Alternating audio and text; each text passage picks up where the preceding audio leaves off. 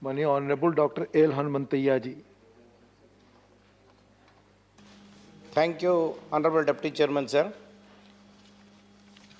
The National Institute of Food Technology, Entrepreneurship and Management Bill 2019.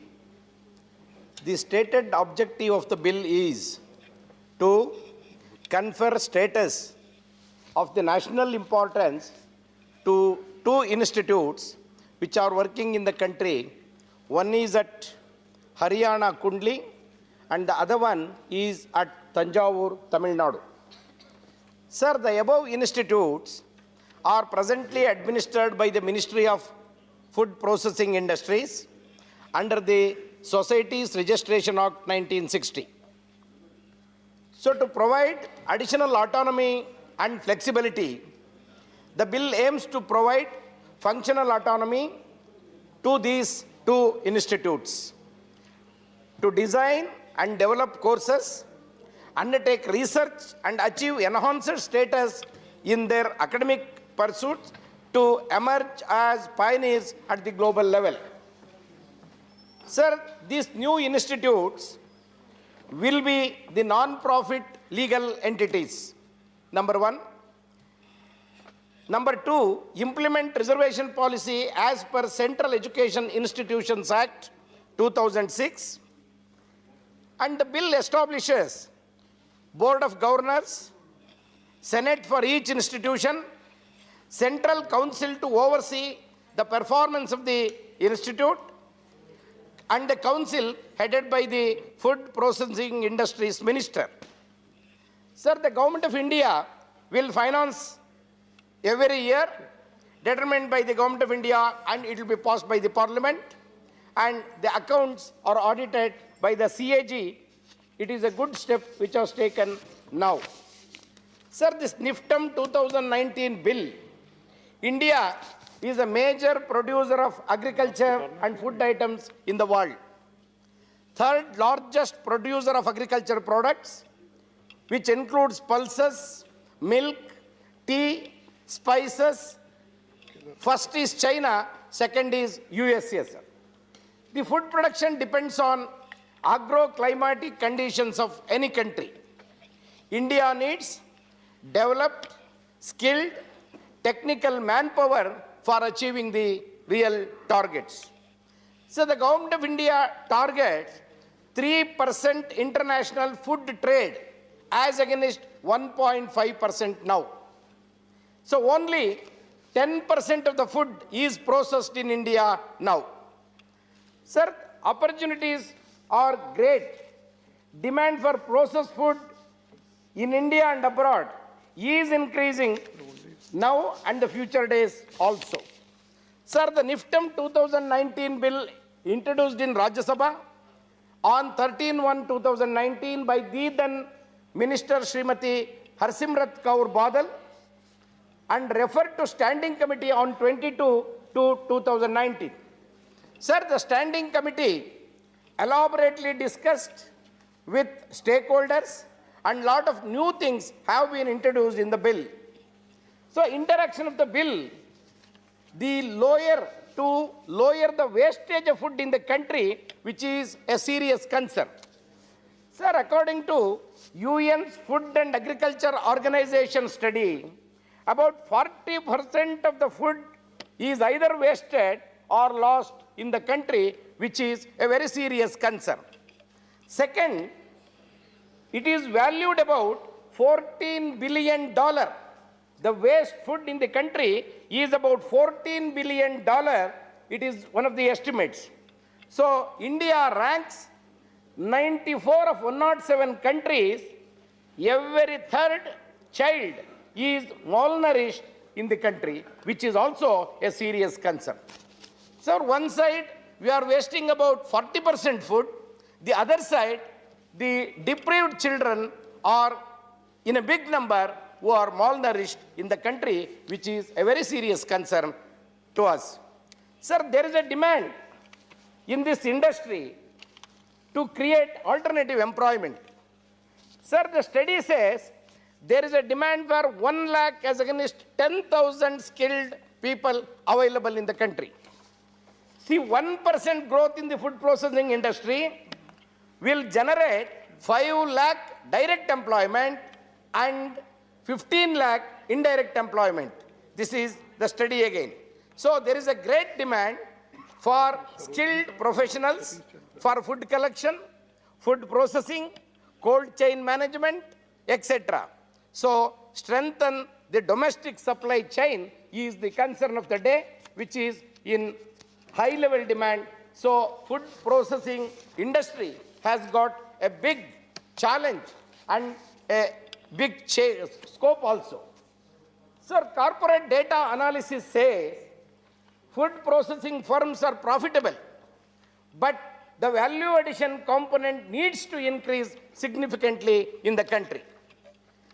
Sir, India had made vast progress over the time providing food security for its people, though it is a big number, about 130 crore, by bringing Food Security Act, and we are growing the food products in the whole world. We are number one in many areas. Sir, food processing industry is one area which has the potential to add value addition to farm products. Sir, about 11.2% of total arable land, 11.2% total arable land in the world is ranked in our country as number one in production of milk, pulses and jute. Sir, we are number 2 in fruits and vegetables. We are number 3 in cereals, but as per the Government of India 2019 study. So India is 6th largest food and grocery market in the world.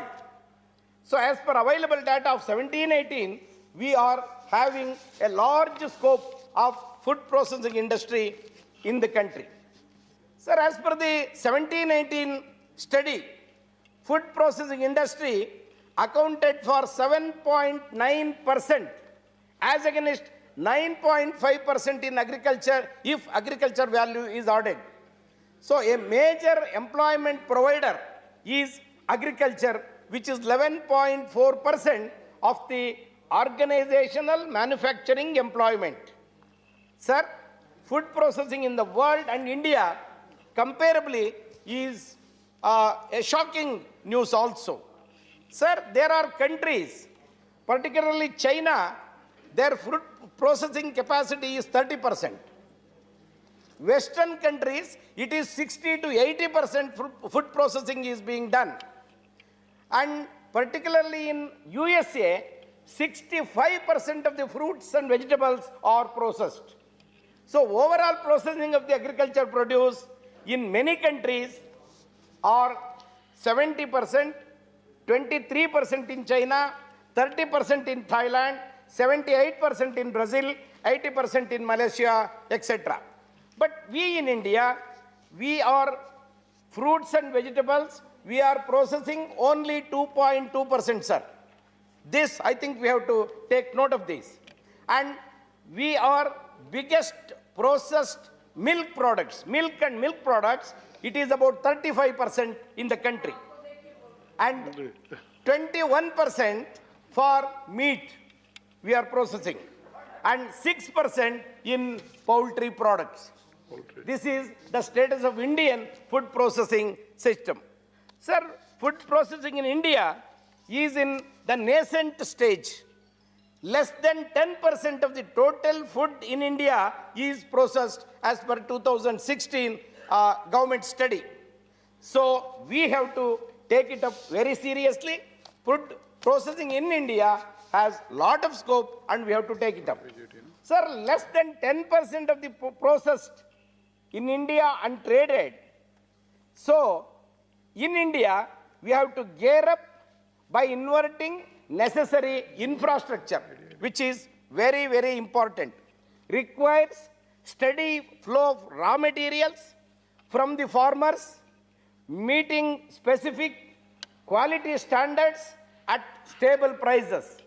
So ensuring steady flow of income to farmers can reduce wastage, particularly in perishable items. Sir, the institute should be encouraged to build bridge with industry, with farmers, farmer producer organizations and cooperatives. This is the most required thing to develop these institutes. Sir, income generation potential of the food processing should be a priority. Why I am telling you?